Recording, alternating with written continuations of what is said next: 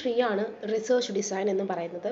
Research design എന്ന് പറയുന്നത് that is a arrangement of conditions for collection and analysis of data in a manner that aims to combine relevance to research purpose with the economy in procedure.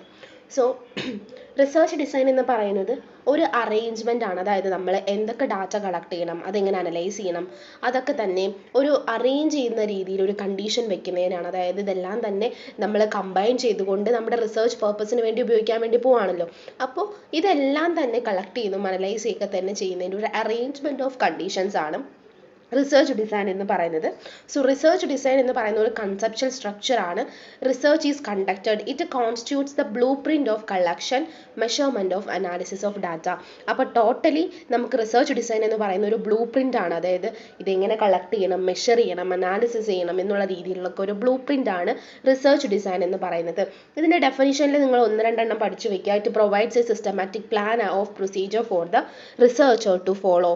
അതുപോലെ തന്നെ it constitutes the blueprint for the collection, measurement and analysis of data എന്നുള്ള രീതിയിൽ.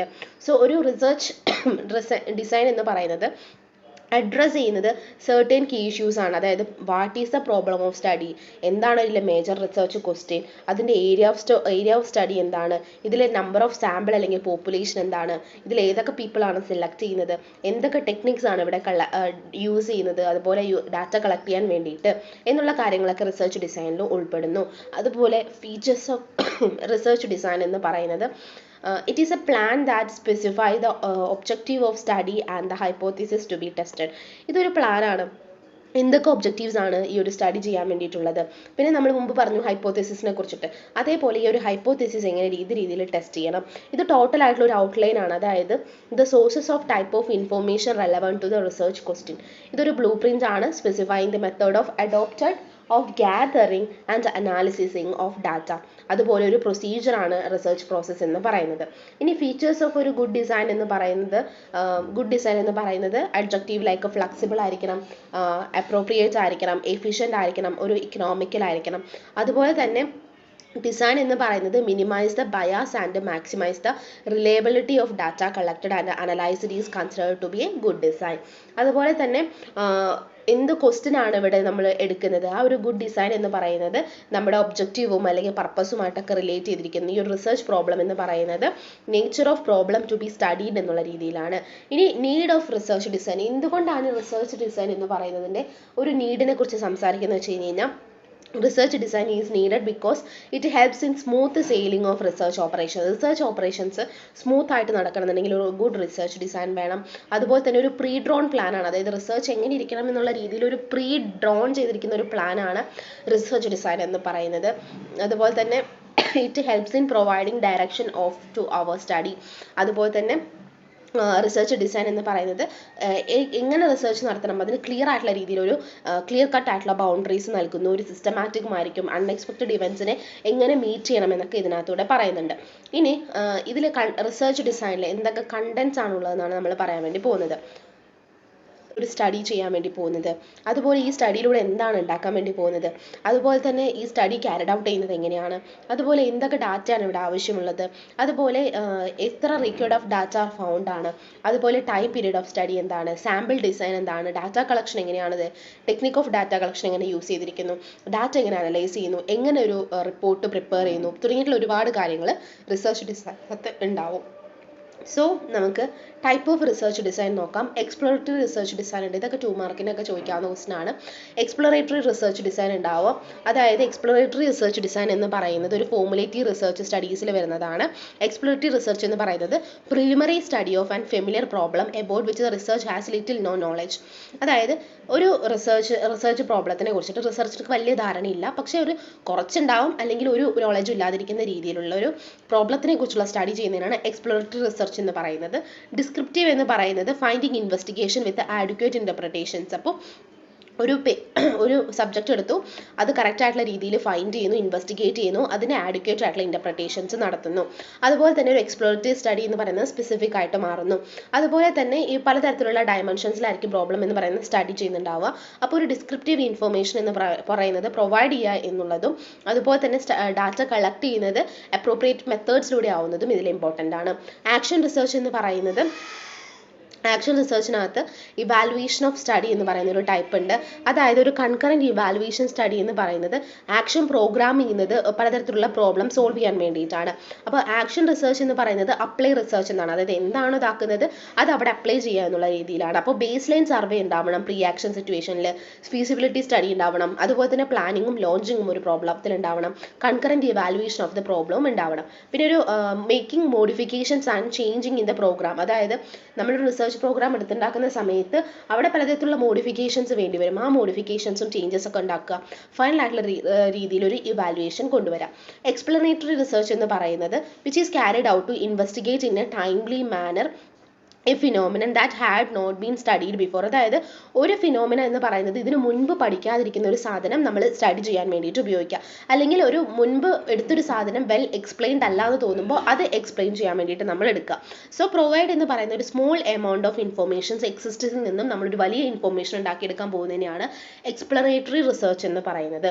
ഇതിൻ്റെ characteristics എന്ന് പറയുന്നത് increased understanding about specific topic ആണ്. അതുപോലെ secondary research as a source of information. അതുപോലെ researcher have to broad understanding of topic and refine subsequent research questions. അതുപോലെ researchers can distinguish the causes why phenomena arise during research process. Explanatory research allows to replicate studies to give them gather depth and gain new insights in to phenomena. ഇനി ഇതിൽ തന്നെ type of explanatory research ഉണ്ട്. Literature research ഉണ്ട്, in depth interview ഉണ്ട്, focus groups ഉണ്ട്, case studies ഉണ്ട്. So ഈ ഒരു എക്സ്പ്ലനേറ്ററി റിസർച്ചിൽ ലിറ്ററേച്ചർ റിസർച്ച് എന്ന് പറയുന്നത് it is one of the fastest and least expensive means of determining the hypothesis to phenomenon collecting informations. അപ്പോൾ ഏറ്റവും ഫാസ്റ്റും ലീസ്റ്റ് എക്സ്പെൻസീവ് ആയിട്ടുള്ള രീതിയിലുള്ള ഒന്നാണ് ലിറ്ററേച്ചർ എന്ന് പറയുന്നത്. അതായത് ഒരു ഹൈപ്പോത്തീസിസ് അല്ലെങ്കിൽ ഫിനോമിന ഒരു കളക്ടിങ് ഇൻഫർമേഷൻ എന്നുള്ള രീതിയിലേക്ക് വരുമ്പോൾ ലിറ്ററേച്ചർ എന്നുള്ളത് ഏറ്റവും ഇമ്പോർട്ടൻ്റ് ആയിട്ടുള്ള കാര്യമാണ്. അതായത് ഇൻ്റർനെറ്റ് ലൈബ്രറീസിലൊക്കെ നമുക്ക് ലിറ്ററേച്ചർ കിട്ടുമല്ലോ. അതുപോലെ ഇൻഡെപ്ത് ഇൻ്റർവ്യൂസ് എന്ന് പറയുന്നത് ഈ ഒരു പ്രോസസ്സ് എന്ന് പറയുന്നത് ഒരു പേഴ്സൺ ഹു ഈസ് നോളജബിൾ, ഈ ഒരു കാര്യത്തെക്കുറിച്ച് അത്യാവശ്യം നല്ല വിവരമുള്ള ആളുകളുടെ അടുത്ത് പോയിട്ട് നമ്മൾ എന്ത് ചെയ്യാണ്, ഇൻവെസ്റ്റിഗേറ്റ് ചെയ്യുന്നതാണ് ഇൻഡെപ്ത് ഇൻ്റർവ്യൂ എന്ന് പറയുന്നത്. ഫോക്കസ് ഗ്രൂപ്പ്സ് എന്ന് പറയുന്നത് of bringing together 8 to 12 people who have information about phenomena. അതായത് നമ്മൾ എടുക്കുന്ന ഒരു ഫിനോമിന അല്ലെങ്കിൽ നമ്മൾ ഈ പറയുന്ന ഒരു കേസിനകത്ത് അവർക്ക് അത്യാവശ്യം ആളുകൾക്ക് അറിയുന്ന ഒരു 8-12 പേരെ കൊണ്ടുവന്നിട്ട് അതിൽ നിന്നും നമ്മൾ എന്ത് ചെയ്യാണ്, ഇൻഫോർമേഷൻസ് എടുക്കുന്നതാണ് ഫോക്കസ് ഗ്രൂപ്പ് എന്ന് പറയുന്നത്. കേസ് സ്റ്റഡി എന്ന് വെച്ച് കഴിഞ്ഞാൽ researcher can deal with carefully selected cases. Case analysis allows the organisation to observe companies and face the same case and deal with it more efficiently. അപ്പോൾ ഈ ഒരു മെത്തേഡിനകത്ത് researcher എന്ന് പറയുന്നത് വളരെ കെയർഫുൾ ആയിട്ടുള്ളതാണ് സെലക്ടഡ് കേസുകൾ എടുക്കുന്നത്. അത് organisation to observe companies and same ഫേസിലേക്ക് വരുമ്പോൾ മോർ എഫിഷ്യൻ്റ് ആയിട്ടുള്ള രീതിയിലേക്ക് കേസ് സ്റ്റഡീസ് വരുന്നു. ഇനി ഒരു എക്സ്പ്ലനേറ്ററി റിസർച്ചിൻ്റെ ഇമ്പോർട്ടൻസ് ചോദിക്കാവുന്നതാണ്. ഒരു 5 മാർക്കിന് എക്സ്പ്ലനേറ്ററി റിസർച്ച് എന്ന് മാത്രമായിട്ട് ചോദിക്കാം കേട്ടോ. സോ ഈ ഒരു എക്സ്പ്ലനേറ്ററി റിസർച്ച് എന്ന് പറയുന്നത് conducted with the aim of helping റിസർച്ചേഴ്സിനെ ഹെൽപ്പ് ചെയ്യാൻ വേണ്ടിയിട്ട് എയിം ചെയ്തിട്ടുള്ള ഒന്നാണ് എക്സ്പ്ലനേറ്ററി റിസർച്ച് എന്ന് പറയുന്നത്. ഒരു ഗ്രേറ്റർ ഡെപ്ത് ഉള്ള ഒരു പ്രോബ്ലത്തിനെ മനസ്സിലാക്കുവാനും ആ ഒരു ഫിനോമിന എഫിഷ്യൻ്റ് ആയിട്ട് കൈകാര്യം ചെയ്യാനും എക്സ്പ്ലനേറ്ററി റിസർച്ച് സഹായിക്കുന്നു. അതുപോലെ ഈ ഒരു റിസർച്ച് പ്രോസസ്സ് എന്ന് പറയുന്നത് ന്യൂ ഫൈൻഡിങ്സും നോളജും ഒക്കെ തന്നെ ഒരു സബ്ജക്റ്റിലൂടെ കിട്ടുന്നു. അതുപോലെ തന്നെ റിസർച്ചേഴ്സ് എന്ന് പറയുന്നത് become familiar with that topic, ആ ഒരു ടോപ്പിക്കുമായിട്ട് ഫെമിലർ ആയിട്ട് മാറുന്നു. അതുപോലെ തന്നെ എക്സ്ട്രീംലി വാല്യുബിൾ ആയിട്ടുള്ള ഒരു സോഷ്യൽ റിസർച്ച് ഇതിലൂടെ ഉണ്ടാവുന്നു. അതുപോലെ റിസർച്ചേഴ്സ് എന്ന് പറയുന്നത് find a phenomenon that was not studied in depth, മുൻപ് ഡെപ്ത് ആയിട്ടുള്ള രീതിയിൽ പോകാത്ത കാര്യം ഇന്ന് ഡെപ്ത് ആയിട്ട് പോകുന്നു എന്നാണ് ഇതിൽ പറയുന്നത്. ഇനി ഡയഗ്നോസ്റ്റിക് റിസർച്ച് എന്ന് പറയുന്നത് a researcher is looking to evaluate the underlying cause of specific topic of phenomena. This method helps and learn more about the factors that created troublesome situations. Troublesome സിറ്റുവേഷൻസിലെ പല ഫാക്ടേഴ്സും ക്രിയേറ്റ് ചെയ്യുന്ന സമയത്ത് ഒരു research എന്ന് പറയുന്നത് അണ്ടർലൈങ് ഒരു cos of specific topic അല്ലെങ്കിൽ ഒരു ഫിനോമിനെ മനസ്സിലാക്കിയെടുക്കുകയും ആ ഒരു ഡിസൈനെ ഡയഗ്നോസ് ചെയ്യുകയും ചെയ്യുന്നതിനെയാണ് ഡയഗ്നോസ്റ്റിക് റിസർച്ച് എന്ന് പറയുന്നത്. ഇത് എന്ന് പറയുന്ന 3 പാർട്സ് ആണ്. Inception of the issue, diagnosis of the issue, solution. അതായത് കണ്ടുപിടിക്കുന്നു, അത് ഡയഗ്നോസ് ചെയ്യുന്നു, സൊല്യൂഷൻ കണ്ടുപിടിക്കുന്നു. അടുത്തത് എക്സ്പെരിമെൻ്റൽ റിസർച്ചിനെ കുറിച്ചിട്ടാണ് പറയാൻ വേണ്ടി പോകുന്നത്. എക്സ്പെരിമെൻ്റൽ റിസർച്ച് എന്ന് പറയുന്നത് research conducted with a scientific approach using A set of variables. ഒരു സെറ്റ് ഓഫ് വേരിയബിൾസ് ഉപയോഗിച്ചുകൊണ്ട് ഒരു സയൻറ്റിഫിക് അപ്രോച്ചിലൂടെ റിസർച്ച് കണ്ടക്ട് ചെയ്യുന്നതിനാണ് എക്സ്പെരിമെൻ്റൽ അപ്രോച്ച് എന്ന് പറയുന്നത്. The first set of factors constant, അതായത് ഫസ്റ്റ് എന്ന് പറയുന്ന വേരിയബിൾസ് ഒന്ന് കോൺസ്റ്റന്റ് ആയിരിക്കണം, എന്നിട്ട് നമ്മൾ ഈ ഡിഫറൻസ് കണ്ടുപിടിക്കുന്നു. അപ്പോൾ ഈ ക്വാണ്ടിറ്റേറ്റീവ് റിസർച്ച് മെത്തേഡ്സിൽ നമ്മൾ പറയുന്ന പോലെ തന്നെ എക്സ്പെരിമെൻ്റൽ എന്നുള്ള രീതിയിലാണ് ഇത് പറയുന്നത്. ഇപ്പോൾ നമുക്കൊരു ഡാറ്റ എന്നുള്ള രീതിയിലൊന്നും ഇനഫ് ഡാറ്റ ഇല്ല, അല്ലെങ്കിൽ നമ്മുടെ ഡിസിഷൻസ് സപ്പോർട്ട് ചെയ്യാൻ പാകത്തിന് ഡാറ്റാസ് ഇല്ലെങ്കിൽ ഫസ്റ്റ് എന്ന് പറയുന്നത് നമ്മൾ എന്ത് ചെയ്യണം, ഫാക്ട്സ് എടുക്കുകയും എക്സ്പെരിമെൻറ്റ് ചെയ്യാൻ വേണ്ടിയിട്ട് റിസർച്ചർ എന്ത് ചെയ്യണം, പലതരത്തിലുള്ള റിസർച്ചസ് അതായത് എക്സ്പെരിമെൻറ്റ്സ് കൊണ്ടുവന്നിട്ട് ഡിസിഷൻസ് കുറച്ചുകൂടി ബെറ്റർ ആക്കി മാറ്റണം എന്നാണ് പറയുന്നത്. ഒരു ഫോളോവിങ് സിറ്റുവേഷൻസിലാണ് നമുക്ക് എക്സ്പെരിമെൻ്റൽ റിസർച്ച് കാണാൻ വേണ്ടി പറ്റുക. അതായത് time is a vital factor in establishing relationship between cause and effect. അതുപോലെ invariable behaviour between cause and effect, you wish to understand the importance of cause and effect തുടങ്ങിയ കാര്യങ്ങളൊക്കെ നമുക്ക് ഈ ഒരു എക്സ്പെരിമെൻറ്റിൽ ഉപയോഗിക്കാൻ വേണ്ടി പറ്റും. ഇതിൻ്റെ അഡ്വാൻറ്റേജ് എന്ന് പറയുന്നത് strong hold over variables to obtain decide results. അപ്പോൾ ഒരു സ്ട്രോങ്ങർ ആയിട്ടുള്ള രീതിയിൽ വേരിയബിൾസിനെ ഹോൾഡ് ചെയ്യുകയും നമ്മുടെ ഡിസൈഡ് ആയിട്ടുള്ള റിസൾട്ട്സിലേക്ക് അത് ഒബ്റ്റെയിൻ ചെയ്യുകയും ചെയ്യുന്നു. അതുപോലെ തന്നെ industries goes not impact of effectiveness or experimental research. Result എന്ന് പറയുന്നത് സ്പെസിഫിക് ആയിരിക്കണം. അതുപോലെ after analysing the results you can apply your findings to similar ideas. അതായത് ഇങ്ങനെ ഒരു കാര്യം കണ്ടുപിടിച്ച് നമുക്ക് ആൻസർ കിട്ടിക്കഴിഞ്ഞാൽ സിമിലർ ആയിട്ടുള്ള സിറ്റുവേഷൻസിൽ നമുക്ക് ഇത് അപ്ലൈ ചെയ്യാൻ വേണ്ടി കഴിയണം. അതുപോലെ തന്നെ ഹൈപ്പോത്തിസിസും cause and effect of a hypothesis identify ചെയ്യുകയും റിസർച്ചർ എന്ന് പറയുന്നത് ഫെർദർ അനാലിസിസ് ചെയ്യാൻ വേണ്ടിയിട്ട് പോവുകയും മോർ ഡെപ്ത് ഇൻ ഐഡിയാസിലേക്ക് എത്തുകയും ചെയ്യുന്നു. അതുപോലെ എക്സ്പെരിമെൻ്റ് റിസർച്ച് എന്ന് പറയുന്നത് ഐഡിയൽ സ്റ്റാർട്ടിംഗ് പോയിന്റ് ലഭിക്കുകയും അതിനുശേഷം ഡാറ്റ കളക്ട് ചെയ്തിട്ട് ഒരു ഫൗണ്ടേഷൻ ഉണ്ടാക്കിയിട്ട് നമ്മുടെ ഐഡിയാസ് ബിൽഡ് ചെയ്ത് വരികയും മോർ റിസർച്ചിലേക്ക് അത് കണ്ടക്ട് ചെയ്യപ്പെടുകയും എന്ന് ചെയ്യുന്നു. സോ ഇതാണ് തേർഡ് മൊഡ്യൂൾ എന്ന് പറയുന്നത്. ഇത്ര കാര്യങ്ങളാണ് നമുക്ക് തേർഡ് മൊഡ്യൂളിനകത്ത് പഠിക്കാനുള്ളത്.